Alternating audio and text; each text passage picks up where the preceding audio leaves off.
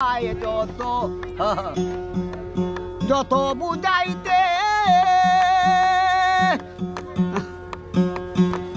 মোহন আমার সায় রঙের ঘোড়া দৌড়াইতে মন আমার সায় যত যত বুঝাইতে মোহন আমার সায় রঙের ঘোড়া দৌড়াইতে পাগল মন রে মন কেন এত কথা বলে আশি তুলাশের হলে চল্লিশের মন মনে মনে এক না হলে মিলে নাই ওজন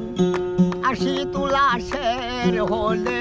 চল্লিশের মন